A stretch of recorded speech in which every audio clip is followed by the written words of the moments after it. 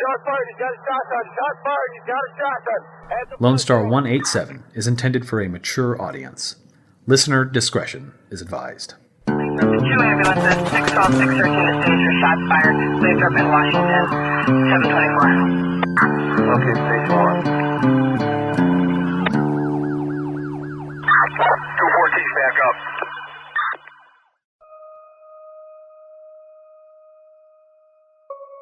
Case File 24, Naomi Miller.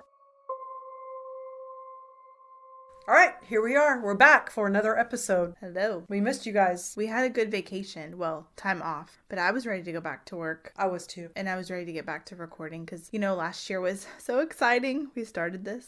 Mm-hmm. And now it's been a year. It's just become part of our life. It's what we do. Mm-hmm. So when we didn't do it for a while, I was like, I really miss it. I miss hearing other people's stories and comments and feedback and just being able to talk about the true crime stories and the research. I really missed it. Yeah, when I started the research on this story, I realized I was more pumped to do the research on this one than the research on the last story that we did before we took our break. So breaks are necessary, revitalizes you and all that stuff, but I was ready to get back into it as well. Yeah, if this is what we did for a living, obviously that'd be great. That would be great. But we have full-time jobs additional to this, so it's a hobby. So where are we traveling today? So this week's story is coming out of San Angelo, Texas. It's my birthplace, y'all. It is your birthplace. It's also where my oldest daughter, Savannah, was born, and where I graduated high school, and where I did all my crazy partying. And what apartments did y'all live in? Oh, 3 Fountains, but we actually called it 3 Felonies. And why is that? Because there was a lot of fun shit that happened there. There's some sketch people. Is it still called 3 Fountains? No, it is still there. I actually went to San Angelo around the Christmas break.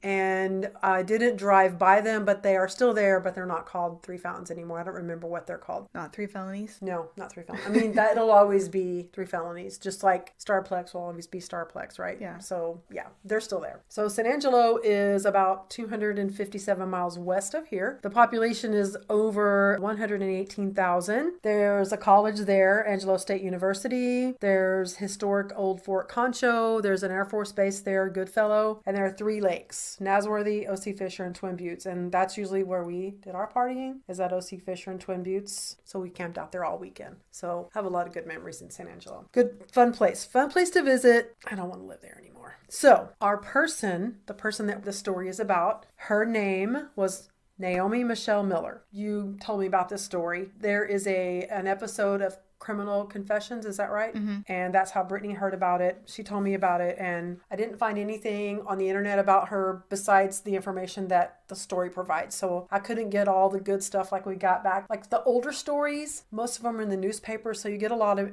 more information about the person and who they were before. But with this one, because everything happened after 2000, there's nothing in the newspapers. Mm-hmm. So all I know about her really before this story happened is that she was born in 1973. I don't know where or anything like that. So I hate that. We like to try to do a lot of deep information about the victim because that's what these stories are about. We try to focus on the victims and all that, but I couldn't find anything. But what I do know is that she met a guy named Robert.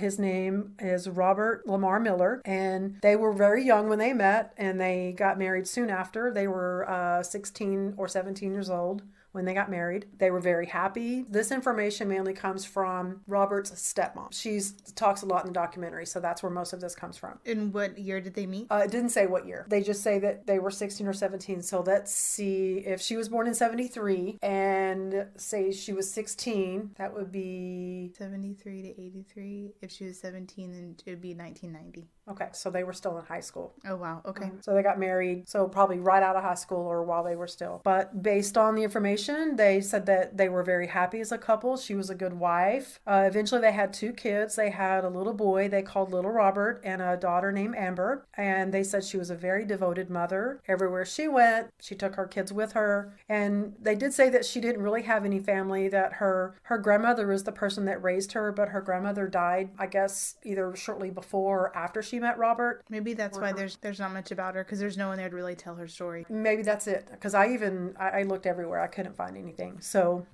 Robert's family became her family. Well, and then obviously her kids too. So they're married, they have a couple of kids, and they decide that they want to enter into the swingers lifestyle. Okay. So they start dabbling in that a little bit. Eventually, in 2005, they met a woman named Ludana Yoder. That's a mouthful. Yeah. Yoder, Ludana, and eventually invited her and her children, I think she had 3 or 4, to live with them. So now you've got Robert and Naomi and their 2 children, and then you've got Ludana, and I think she had at least 3 kids. So you've got this situation, and they're all living in a house together in Grape Creek, which is really close to San. It's like 20 or 30 minutes from downtown San Angelo. So it's like a surrounding city. Mm-hmm. So that's where they lived. So they invited her to live there just because they were swinging with her? Yeah. Okay. And I'm not to offend any swingers out there. No. That's their choice. That's If really that's what fine. you want to do, that's what you want to do. That just terrifies me. That would just terrifies me to bring someone into a part of your marriage that only you and your husband are supposed to share. If you're at work and they're home, are you wondering what they're doing? Yeah. And what if you're the husband and the 2 women are home? Or, actually, you're probably not wondering. You're probably hoping in that situation because you're a man. But if you're the woman and the woman's there with your husband, are there rules? Like, I don't know. I don't think I could do it. Well, if you look at any female that has a relationship with Russell, right? You, Chrissy, Mom, Savannah, Brenna, all those, the only part of the relationship that you don't have that I have is the more intimate part. Otherwise, you both love each other, you care for each other, you're there for each other, you have an emotional relationship. Yeah, but it's a exit only, sir. It's a different kind of love, though. Yeah, but I mean, I know that's not the only difference. It's not just the intimacy. It's a different kind of love. I'm just saying, but if I said, hey, it'd be okay if you slept with my husband, right? Now, your love is my love. Well, there's like, no. I'm sorry. There's no line that you can't cross now. That's true. So now there are no more boundaries. You share the same relationship with my husband that I share. So what makes me any different from any other woman at that point, You definitely water it down, for sure. Okay, so I'm sorry, Russell. I know that's more editing for you. What? I'm leaving all that in. What the hell are you talking about? Shit. In the summer of 2005, suddenly Naomi goes missing. The husband says she just left the house. She was pissed off. They got in a fight. She left with some cop that she was having an affair with. Hashtag the husband did it. She's gone. So that happens in 2005. So at that point in 2005, her daughter and son, they were 5 and 10. So the little boy was 5 and the daughter was 10. So can you imagine? They think, oh, our mom just abandoned us. Because I'm sure that they're probably not going to tell the kids, oh, well, she just left with a man. They're probably just going to say, well, she just left. And now they think she doesn't love us. She's just gone. And they don't ever hear from her again. Well, ever. There's no one to be there for Naomi because all her family's gone. And so obviously Robert's family is going to believe whatever he tells them. Yes. Because that's his family, right? Like if I just told you, oh, Russell just left me. He packed his truck and he just left. You'd be like, oh no, well, she has a reason to lie. Yeah. But like his brothers and his sister would be like, no, something's not right. Yeah, but since she doesn't have family, there's no one there to look for her. To defend her, right. That's sad. So fast forward to 10 years later, in May of 2015, a family member, her name is Tony, it is Robert's stepmother that I mentioned earlier. She filed a complaint with the San Angelo Police Department saying that Naomi had been missing for several years. She was saying that she felt like there was foul play and that Naomi's husband, Robert, could have been a part of it. The incident that caused her to say this is that Robert's stepbrother, which would have been Tony's son, he was battling cancer. And so he, on his deathbed, told his mom that Robert told him that he had killed Naomi. Oh, no. So a deathbed confession. So she thought, well, this is something I need to investigate. Well, now that, after, I guess she hadn't really considered it. But now that her son told her this, she thought, well, he's on his deathbed. He has nothing to gain by telling me this, right?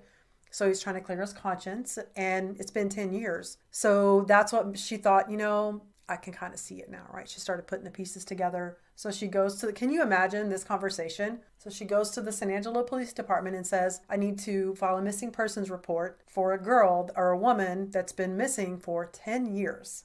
And she has no evidence. She has nothing. And even in the documentary, she's like, they probably thought I was freaking crazy. Like, I have nothing, but you have to do something about it. I just have a hunch. That's all I have.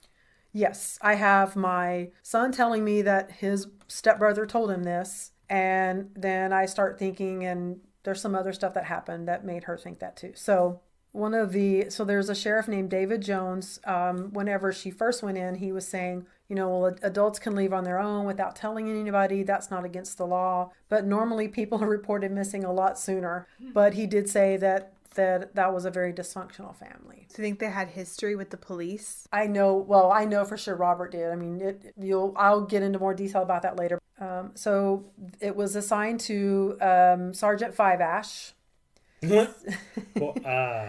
Five Ash. Ash?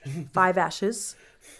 So he started doing research and went through all of these databases. He went through Social Security Administration information, driver's license history, a thing called Clear, which is just a thing kind of like LexisNexis and big data and all that. There are all these places you can go. You go to websites, and if you want to pay money, you can get any information on any person you want. But if you're law enforcement, you don't have to pay for it, right? So they dug through all of these databases: voter registration, insurance, crime bureau, everything, medical insurance, postal service, everything. What they found, that's when they called in help from a Texas Ranger. So they enlisted Nick Hanna, who started helping him. He was doing his own search. So they were both searching in their own way. As a result of all these searches, they discovered that she had a traffic stop in June of 2005. And that's the last thing they have. She had contact with the court in July of 2005, but that was it. Nothing after that. Was there never a warrant out for her arrest for not appearing in court or anything? I guess not.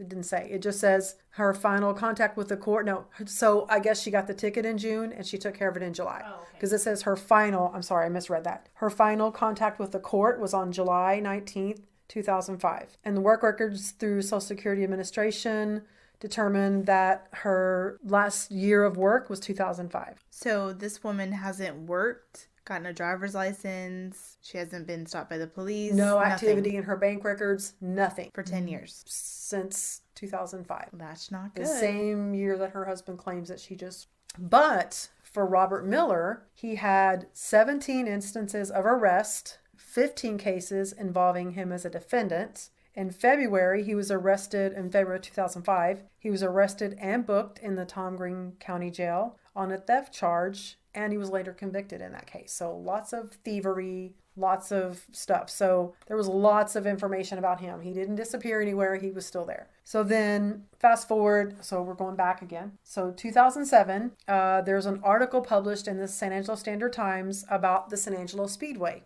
dirt track race. Mm-hmm. The article said... Get you some corny dogs, y'all. Get down there, ice cold beers and corny dogs. Cold beer? It's a great people watching place, I tell you. It is. I love the one. If you want to feel beautiful, go to the Devil's Bowl. So the article said that the Speedway is in its second year of operation since the husband and wife team of Robert and Ludana Miller purchased it. That you didn't say Naomi Miller.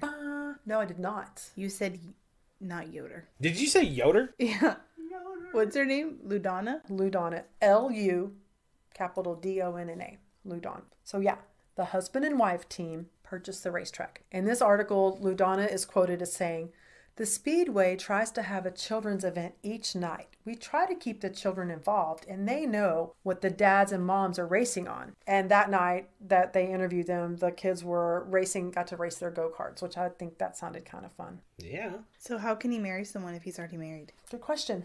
Maybe we'll find out later. So on May 20th of 2015, Five Ash interviewed Robert Miller's family. They said that Robert had made comments about killing Naomi and hiding her body under his residence when he lived on Glass Road in Great Creek. And no one thought to say something when she went missing that maybe possibly he would have killed her. She didn't go missing. Let's wait 10 years and let somebody ask me the question.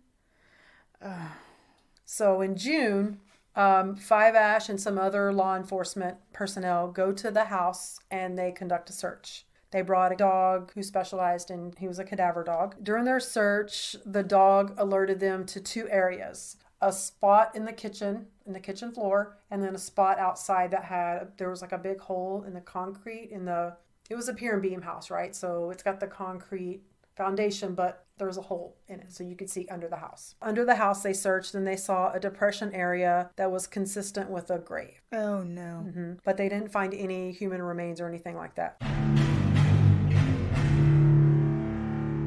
They found carpet fibers mixed into the soil. And they also noticed that there was an unusual modification to the kitchen floor to allow access to that area under the house. They show this too in that documentary. They basically cut a hole in the kitchen floor so you could lift up the wood and see down right where this impression was. So why did they do that? I mean, I've always thought about how cool it'd be to like to have a little cubby hole or Yeah, me too. man cave thing, something rather. I don't know. Yeah. To go under the house and store my body? Yeah, I mean, your body. But I got Lake Lavon for that. But why so- do you have to do it in the kitchen? Why can't it be in like a hallway where you can put a rug or someplace a little less conspicuous, or it wasn't even right in front of the kitchen sink where a rug, it was just like in a weird spot. You'll see. It's weird. Or even like not to interfere with dinner time. I mean, Yeah. we're talking about murder here, so it's Fair enough. gonna get weird. And there's not a lot of logic, exactly. So finally, in October of 2015, that's when she was finally entered into the missing persons database. She actually was missing in 2005, but after they did this and they, saw that there could be some foul play, it looked like there was a body there, but, they couldn't really prove it, but there was enough suspicion and all that they said, okay, she's got to be missing. So they did that so they could see if there was any information on her that someone else had entered that would have matched up, but there was nothing. So the break in the case came in March of 2017 when detectives interviewed a woman who was living with the Millers. The woman said that the couple got into a fight the night that Naomi disappeared. Afterward, the woman told detectives that she saw Robert Miller carrying what she believed to be Naomi's body wrapped in bedding. The woman remembered later seeing freshly turned dirt in the home's backyard. She also told detectives that Robert Miller threatened to kill his wife shortly before his wife disappeared. And if you guys haven't figured it out by now, the woman that's doing all this talking is Ludana. Some bitch. Yeah. I didn't figure that out right away. I was like, wait a second. Because I got all this information off the internet and then I saw the documentary. So that's probably why my shit's jacked up. She said that Naomi's belongings, including her clothes, her cell phone, and her vehicle, were all left at the house, which isn't consistent with somebody that's running away. Like if you leave, you really walk away and you're pissed, you're going to at least have your phone, or you're going to get in your car and take your phone and you're going to go. You're not just going to leave all that shit behind. And the other weird thing is that he gave Ludana Naomi's cell phone. So she had it. She was using it. Yeah. Makes no sense. She also told him that Robert physically assaulted her and recently threatened to kill her and told her to shut your damn mouth. So after speaking with her, after getting this information, they decided they're going to go interview Robert, who happened to be in custody at the McCulloch County Sheriff's Office on unrelated charges. So he was in there for some other theft shit that he did. When they interviewed him, he acknowledged that he did get in a fight with his wife, but that she left home with a boyfriend. But the investigators told him about Nothing. This is an open relationship, I take it? That's what I walked into? Yes. Well, they are swingers. They're swingers, and they let their swinging girlfriend move in with them. With her 3 kids. Mm-hmm. Nice. I mean, hey, help around the house. Could you get the kids for me? Great. I'll go over here. I'm going to go over here and blow them. So That's what we were talking about when you walked in. Like, Yeah. How does that, like, if we're all swingers and the wife leaves and the girlfriend or husband are there, like, I'm going to be thinking, well, damn it.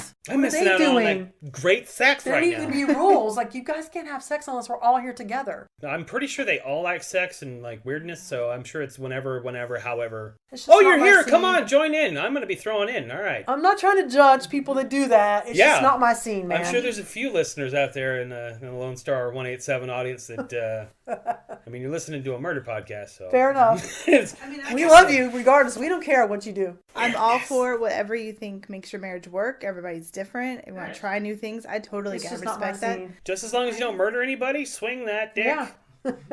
Throw that vagina like a frisbee. Oh my god. I'm very territorial, so I would not be able to share my husband. I just wouldn't. That's not something I Brittany wanna gets share. jealous of inanimate objects. Oh, you like your phone, huh? Yeah? Huh? Does your phone cook for you? Huh? He's so dramatic. I saw you looking at that lady on the shampoo bottle for a while. Don't be doing that shit. I'm never buying that shit again. Nothing but kid swab for you. Like, we'll be in public and he's like, oh my God, did you see how big that woman's boobs are? I'm like, are you telling me so I'll look, or it's okay for you to look? I'm like, no, they're on her knees. Look at it. I can't look away. I can't help it. It's a fucking train wreck of titties. Or I'd be like, is she wearing pants? I'm like, is this a ruse? I don't even know. So because of all the circumstantial evidence that they have, they really didn't believe him. They knew he was lying. Well, obviously. They issued an arrest warrant for him on charges that he killed his wife. They're playing hardball. You know, the cops are doing their normal job whenever they're trying to get somebody to confess, because they don't want her to know what they already know, right? They're trying to make her feel comfortable with them so she'll confess. So they call her back in again and they say, basically, Robert said that you killed Naomi. That you could just had me all to yourself, so you killed her. Yeah. So they're basically telling her that, and of course she gets pissed off. She said the plan was set in motion by a predetermined signal. Her role was to suffocate Naomi using a pillow. She saw the signal from Robert and she held the pillow to her chest like she was getting ready. What do you think the signal was? I don't know what the signal was. Was it like pineapple. Oklahoma. Was it like Choking like this? or like Maybe the signal was, how you doing? or the famous thumb to Yeah. the throat? Like, so I don't know what the signal was. That's a good question. But she knows, she saw the signal. She's holding the pillow against her chest. I didn't see it. What was it? Do one more time. Did you do the signal? Right. I'm Is it sorry. the signal? And so like she pushes Naomi back to go, was that the signal? Are you ready? You got the pillow? Okay. Are we ready? Is it on 3 or after 3? Are we The going signal on 3? is not right now. It's just so stupid. Like, I'm going to give you a signal and now you're going to off my wife. So she said that Robert then pinned Naomi against the bed with her hands to her side. And Ludana said she put the pillow on Naomi's face, then removed it and put it in reach of Robert, who then grabbed the pillow and then held it to her face until she stopped moving and peed herself. Oh, yeah. Yeah, generally speaking, the bowels get emptied when the life force leaves. She admitted that she didn't do anything to stop the murder, and she said she sat on the edge of the bed the whole time. She admitted to helping him bury Naomi in a shallow grave under the house. Then she said in March of 2006, they moved the body. She said they placed the body in a ditch and wrote on a maintainer. Her other role was to be the lookout. They just threw her in a ditch? They put her in the ditch, They went and dug the hole. went and dug the hole, went back and got her. And where did they dig the hole? At the Speedway, The one they just bought? the one they bought. As husband and wife, even though they can't be married because Well, remember that the article about that was in 2007.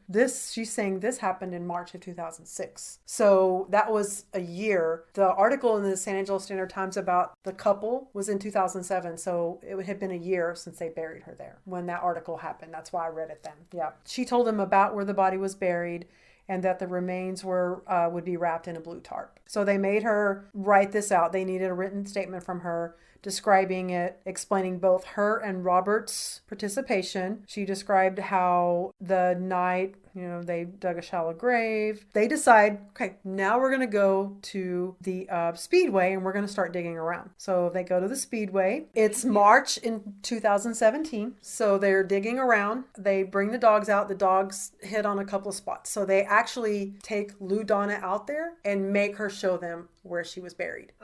And there's actually pictures. There's lots of pictures. There's even one in the documentary where Ludana is standing in a spot on the Speedway and she's like pointing. Oh, it's so sad. It's so sad. It is very sad. I mean, I feel bad for her kids of all of the people. Like, if she didn't have a family and her husband and his family are dysfunctional or not, that's still her family. Wait, did you just say dysfunctional? I was hoping you wouldn't catch it. And I was trying to move on so I wouldn't start laughing. Dysfunctional. That's some dysfunctionality right there. That might be a keeper. I feel sorry for her kids because for all that time, they just thought that she abandoned them. They were what? 5 and 10, so they're 20 and 15 whenever actually older than that, because they find her in 2017, so that's 12 years later. So that's 22 and 17. They're adults. Any damage that abandonment has done to them, it's already set in. I mean, not that it can't be undone. No, well, but I'm sure, I don't know. I was about to say, I'm sure that they knew deep down inside that she wouldn't do that. But when you hear that story when you're that little, you don't know anything else. That's what you believe to be the truth because Well, I mean, she's not there, so she's got to be somewhere. she never tried to call them. I mean, as far as they know, She's gone. She left. it's just gone. Sad. That's the worst part, I think. So they bring cadaver dog out there. The name of the dog was Orion, which I thought was cool. It was a lab, pointed to the spot where they eventually found the body. She was 40 inches down and within 6 feet. What does that mean? Oh, they found her within 6 feet of where the dog pointed on. They said it was a very difficult site for the dogs to even find because there have been a lot of dirt put on there in the last 3 to 5 years. I mean, it's a dirt track. So, but when that happens, when they add dirt and stuff like that, it's really hard for the dogs to pinpoint the body.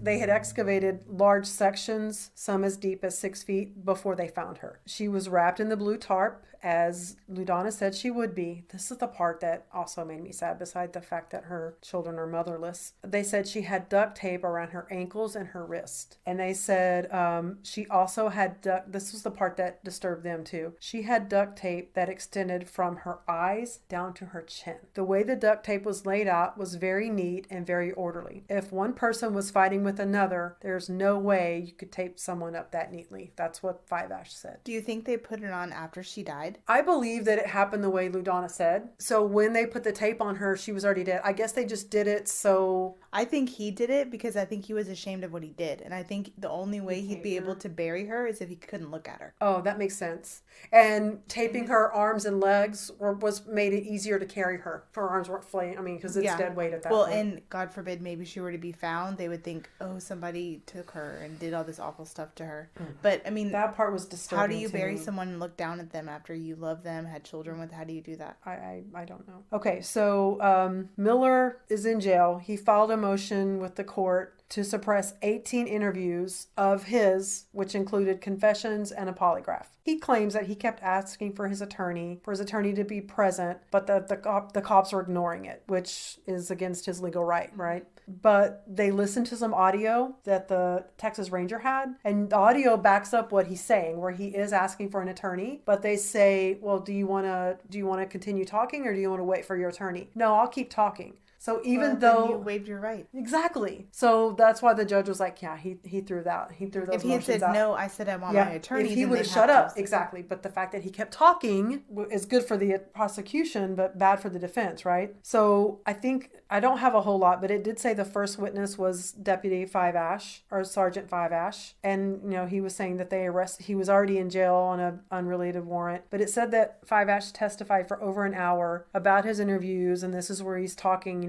he says that he kept talking even though they told him, do you want to wait for your attorney or whatever? So that was his own damn fault. So eventually he said he wasn't guilty, right? He said he wasn't guilty, but then they both ended up taking pleas.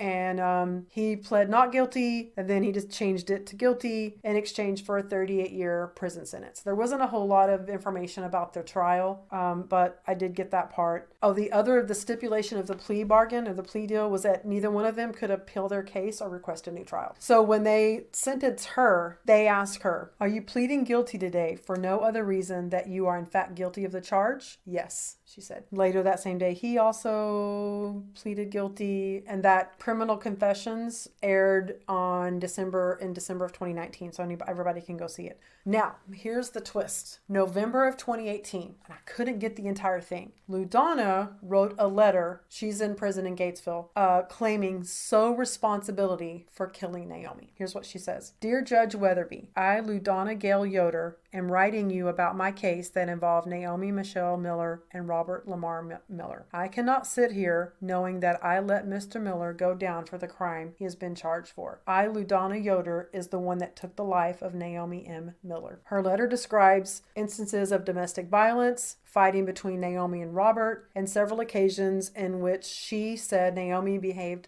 violently toward her, aggressively toward her children, and in one instance, Naomi was screaming, telling me I was stupid and that I was just here for her enjoyment. She said, out of nowhere, Miss Miller started laughing, telling me I was really stupid because I had been thinking that my 3-year-old son was finally sleeping all night long and getting on a good sleeping schedule on his own, only to have her tell me later that she had been giving him Benadryl to make him sleep. Robert was watching television in another room when she smothered Naomi in her sleep. I snapped, pulled my pillow out from under my head, and held it over Miss Miller's face until she stopped moving. I froze and didn't know what to do or what to say, and when Mr. Miller walked into the room, I just sat there crying and I wasn't able to move. She also said that she begged Robert not to say anything that would lead authorities to separate her from her 3 children, whose ages ranged from 6 months to 13 years old. Does that mean a 6-month-old might have been Robert's? Interesting.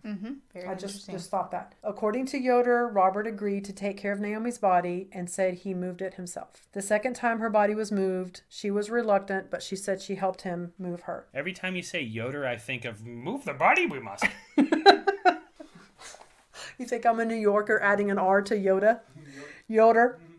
She said when the body was moved the second time, I didn't want to help him, but I did. He told me to drive, and I did once at the last location. We placed the body in a shallow grave, and we made a promise not to speak of this again. She wrote, the reason for reaching out to him was to clear her mind, heart, and soul from the guilt of Naomi's murder and for Robert Miller being sentenced to his wife's death. I cannot change the past or bring her back. All I can do is ask for forgiveness from God and pray that whatever comes of this letter, it will be the right thing, she wrote. I was asked in here why I did it. All I can say was I did it for my children and his children and for him. I don't believe her. Because he was so easy to be like, okay, yeah, I did it. Even though she was going down. Not initially. He said she did it initially. The very first, remember the documentary, the very first time they talked to him, he said she did it. He never said he did it until they offered the plea bargain. And that's when he decided to confess. So I don't know. I don't know. But he didn't confess saying that she did it and he helped her. No. He confessed saying he did it. So even if he had a plea bargain, he'd be like, look, I'll admit to this, but I didn't do this. And also when they, to backtrack a little bit, when they got interviewed at the Speedway, the newspaper claimed that they were husband and wife. They had a wedding ceremony at the Speedway. There's a picture of the two of them. I'll post it. Sitting on the back of a dirt track car. She's in a wedding dress and he's in a suit. So they got married on the same property where his wife was buried. Oh my God. They said in the documentary, they were literally dancing on her grave. So, but again, he couldn't have married her because he was still married to Naomi. Right. So they weren't even really legally married. I don't know that it was like a formal ceremony, and because I just seen the pictures. Mm-hmm. So it could have just been a ceremony and maybe they were common law married. I don't know. But you're right. He was still married to Naomi, but she was dead. Well, missing, technically, to the world. It just doesn't make sense how she could have just snapped one night and just done that. Because he seems like the arrogant narcissist to be like, I'm calling the police. You're going down. I'm not going down for you. Because he was an asshole. He was mean to her. He called her names. Naomi, he belittled her. You know, she said that he was abusive. He was awful to her. I do not believe for a second that she was bad to her children. Because if she was bad to her kids, then when she went missing, they wouldn't have been sad, right? If you're bad, but we don't know if they were sad. There isn't anything to say that they weren't or they were. Oh yeah. Well, and remember in the very beginning they talked about how she was a very devoted mother. Yeah. And wherever she went, her kids went. So that's true. Yeah. I just don't. Yeah, she did. I think either he's threatened her in some way. Either that or you know what could have happened? Maybe because she ratted them out. Maybe he's threatened her and this is her way of staying in jail forever.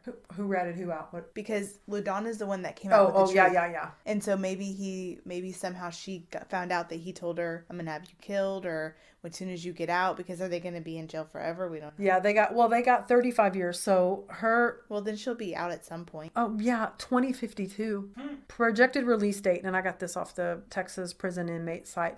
Her projected release date is March of 2052, and his would be March of 2055. We'll be living on fucking Mars by then. Yeah, no shit. So she had a theft charge in 2010, theft of property, $1,500 to $20K. I think she has something to gain from this. You would think after all that he did in 2005 that he would not have been in the cops' eye in 2000. You killed your wife, dude. He kept doing like theft by check, theft. Well, I don't really believe either one of them, but I really don't believe her Cockamamie story. Yeah, cockamamie story. Cattywampus bullshit. I researched Robert Lamar Miller's name in the newspaper things that we have, and I found a lot of stuff for Robert Lamar Miller Sr., and it was a lot of theft, but it was all in Tyler, Texas. So I don't know if that was his dad, and maybe that's part of the dysfunctional stuff they were talking about. So I don't know. I think he did it. So she was only, 32 when he killed her? I think he did it. I believe her story initially. It makes sense that, why they want to get rid of her, I don't know. What is the point of getting rid of her? She's in the way of them getting married. If that was their plan. I do remember hearing that. Yeah. So that was probably the first thing. And I'm sure his family didn't know that this girl was not just living with them, but also being intimate with them too. I know that Tony did, like his stepmom did, because she even said in the doc, she's the one that brought it up. She's like, they were into the swinging lifestyle. That's their thing, not mine. So I know his stepmom knew. So what other family would there be? There's nobody on her side. So it's all his family. Mm-hmm. I think if they had gone to their old house and not seen the amount of evidence there was, she probably never found her. Yeah. But because he was an idiot, if he had just buried her in the backyard, it's far out, because I know that it's like a trailer area kind of too, right? Yeah, I've got some pictures of it. Yeah. So if they had picked a random spot and put her there, and they went to the house and didn't see anything, they would never have known. Yeah, well, and the house, the people that owned the house that lived there when they did the documentary actually said that the house smelled bad when they first moved in. Did you see that part? Yeah, and nobody tells anyone about it? You don't wonder, like, hey... Only in the kitchen, right? Yeah. It took like 2 years for the smell to go away. So I'm guessing they probably cut the kitchen floor to get her body out. No, that's probably where they put her initially. But there was also a giant hole outside, so why would you cut one in the floor if you've got a hole outside? And the hole was cut the same night she was buried, right? I don't know. I don't know if they knew when it was cut. They just know it was there when they checked the house. Maybe he cut the hole initially thinking she would slide through, and she didn't. So they went outside. That cut makes a bigger sense. hole because he's an idiot. Or maybe, who knows? Or it's postpartum. Oh, Well, could be. 6 months. That's a good That's point, a very Russell. good point. Very Fucking good. psycho craziness went down. Yeah. I just snapped. Mm-hmm. And then you add the dynamics of having postpartum depression, and now you're sharing a man with a woman that's been with him since they were in high school. So that's a long time to be with someone, and then I couldn't do it. I can't do it. And that racetrack now it's for sale. I actually drove by there when I was in San Angelo in December. It's called Santa Rosa something. I have some pictures. We didn't really get to go in it, but we just pulled into the parking lot and I took some pictures. And I think they used it for a little while for some rodeo stuff because it looked a little different. All right, that's a wrap. Stay salty, bitches. Love you. Bye, y'all.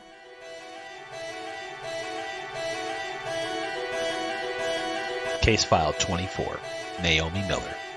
Closed.